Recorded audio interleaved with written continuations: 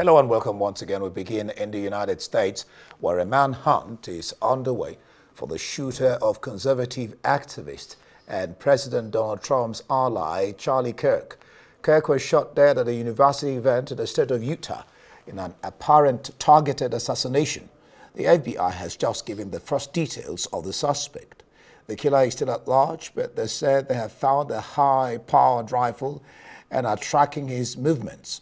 They have good video footage of the gunman, but have not identified who he is. These first images of the suspect have also been released.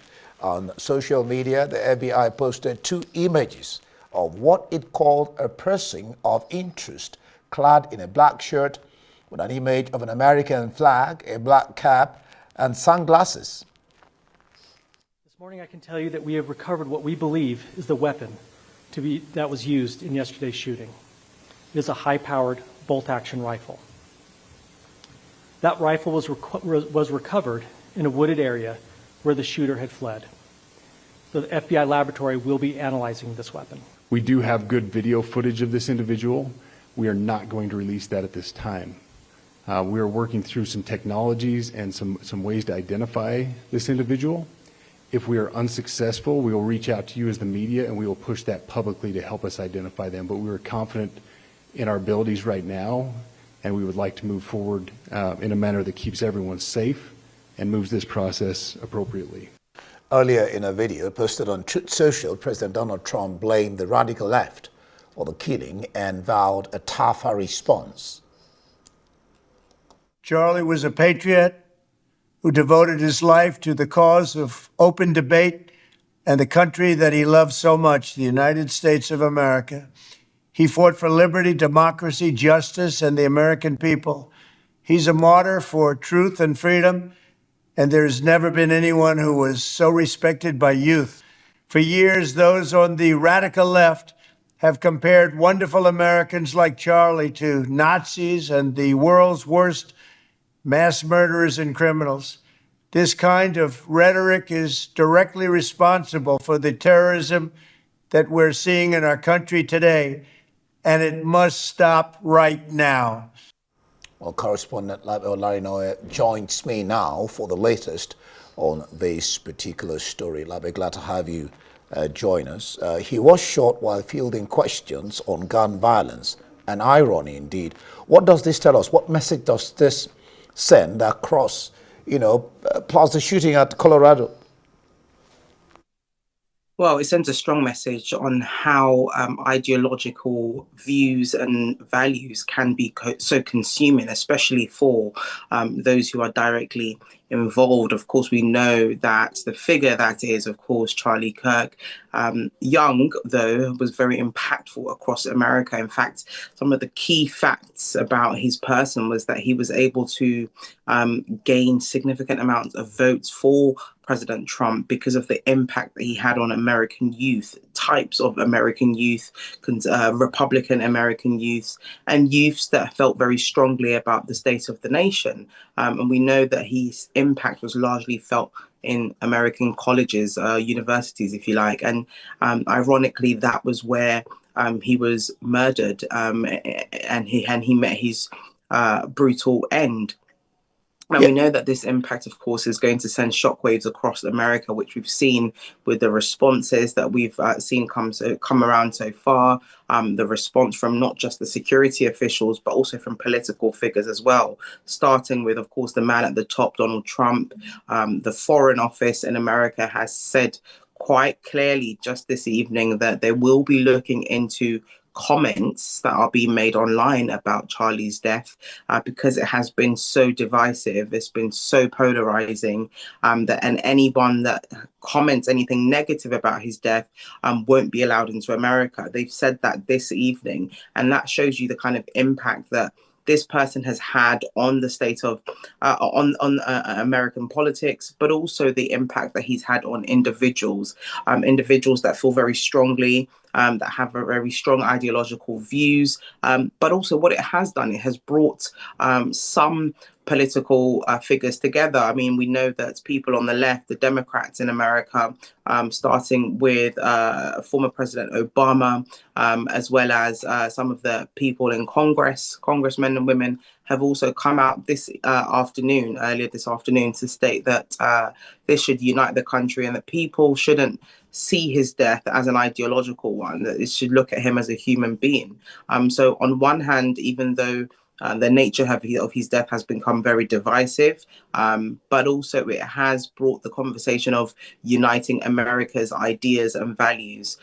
So it's a very interesting time for America ideologically, but also very much a shock as to how impactful political ideologies can be in the way in which people live their lives, and the extent that people can go to fight for an idea. Yeah, you've talked about politicians from both aisle condemning this shooting, and you've talked about who and who, at least a little bit of it. That was going to be my next question. But experts are warning of escalation, a vicious, what they call a vicious spiral in political violence. What are you hearing? Well, so far, a lot of that is speculation for now, because there is still a huge manhunt underway for the said perpetrator, who still remains at large. Just a few minutes ago, we know that an image was released, a very, very blurred image was released of the said perpetrator, but the FBI are yet to get their hands on him. And they've been very careful about the kind of information that they release regarding the perpetrator, particularly because of the impact and what it can have across the nation. It's a very volatile situation that we know that in America, politics can be an underbelly for violence, can be an underbelly for extremism. We've seen that when President Trump lost the former elections and we saw the riot at the Capitol. We've seen that with previous deaths or police brutality of deaths of George Floyd, where sparked riots around the world, protests around the world, should I say, not riots. And so it's a very volatile situation, very delicate. So any information that was released, any kind of views or thoughts that are released around in this very controversial death could potentially erupt reactions from both sides of the political spectrum. And so for that reason, there is going to be a lot of eyes on communities across America following Charlie Kirk's death. And so for that reason, it's very, very important to note that anything can happen in America. It's very unlikely to say exactly what will happen, but there are huge concerns around reactions to this, which I can say is why I believe the security officials are being very careful and watchful in releasing any kind of information that could spark any immediate reactions that will make an already volatile situation even more precarious than it is already. Yeah, talking about officials, they believe they have recovered the weapon used in the shooting. What more do we know?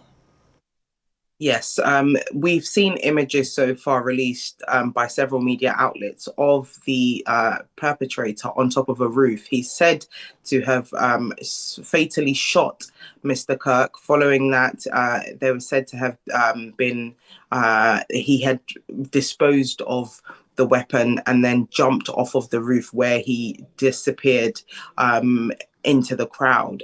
He's been described as of college age because, of course, where Charlie was at a college, a university, and he's said to have been lost after that. But we know that the FBI is saying categorically that they have seen and have recorded footprints and trail marks of this perpetrator, and they're using those to monitor him very closely in terms of their manhunt.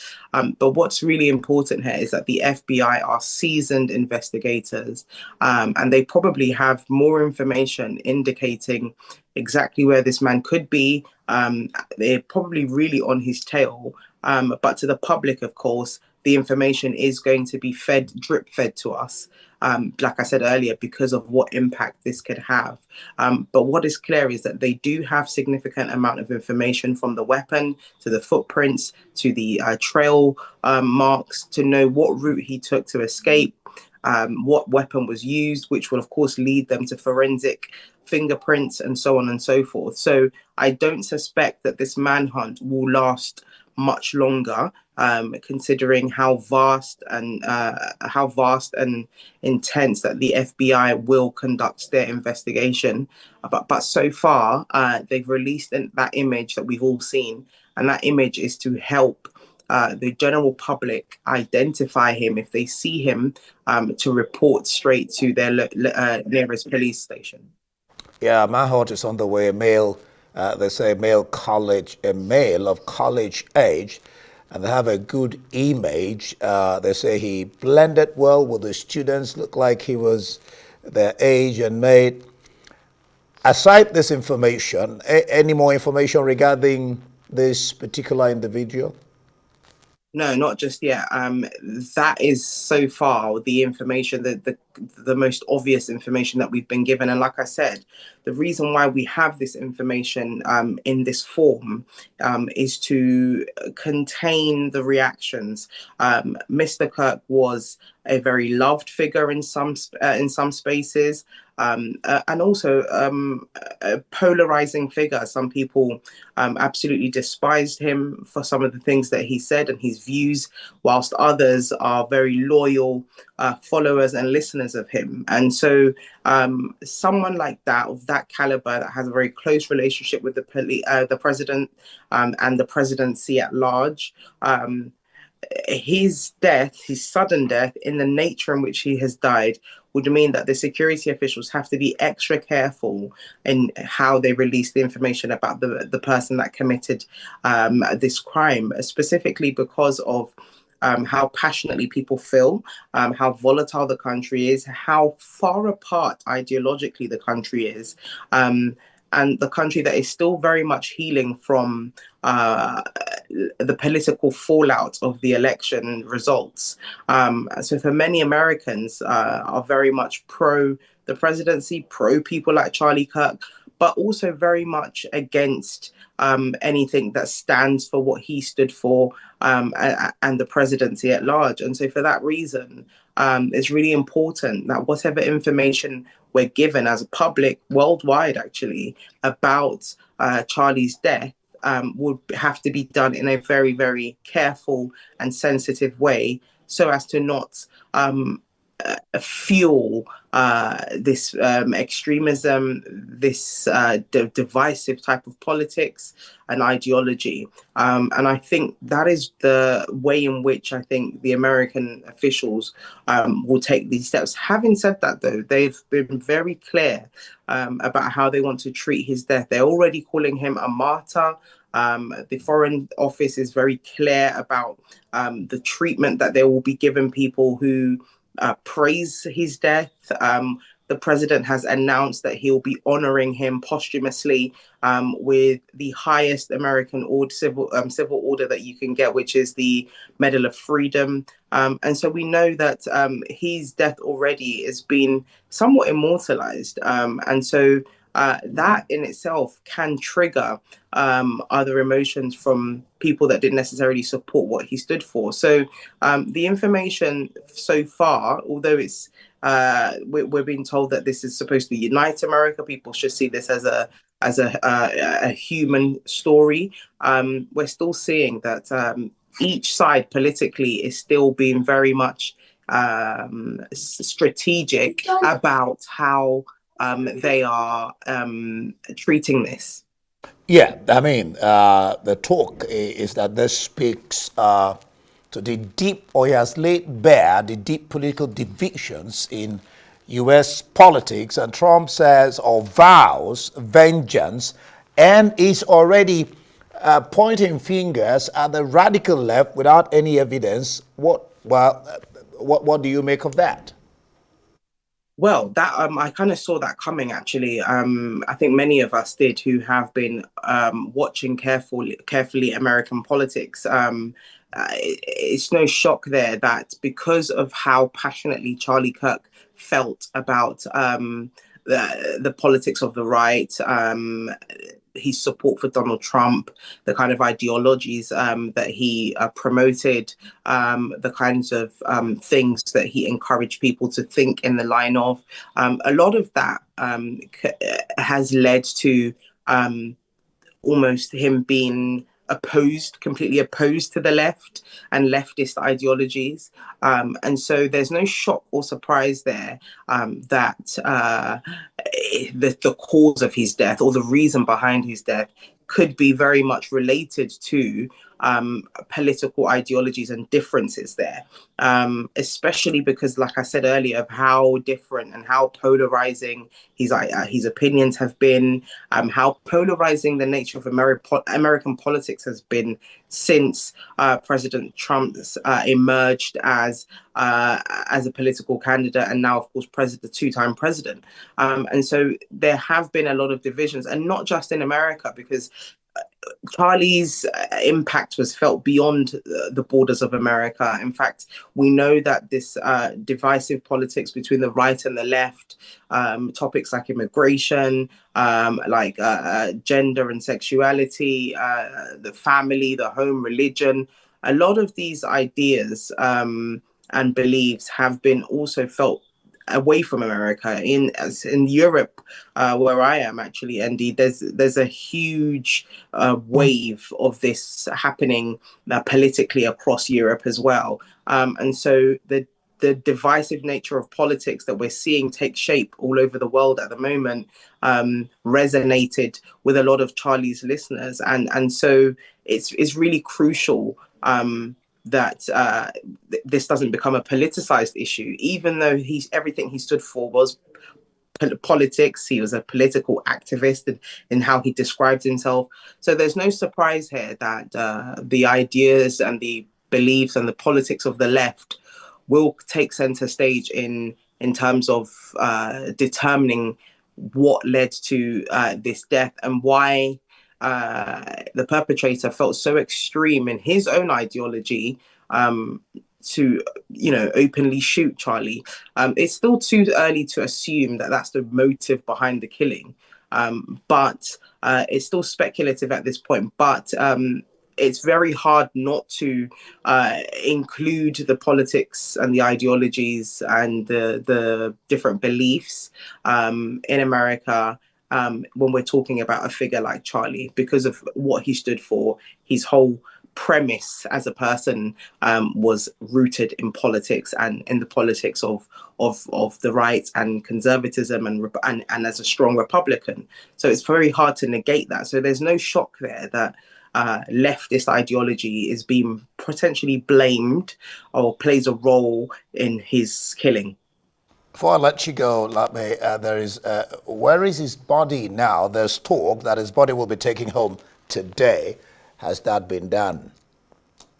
Oh, well, that's the preparations for that are currently underway. President Trump said earlier that he will honor him with that posthumous Medal of Freedom, that he said he would be honoring him. And he has assured people that there will be a significant crowd there, which is a testament of how many people really supported him and listened and engaged with him. And he said to have been to see his family, where I believe that funeral plans and burial rites will, of course, be underway.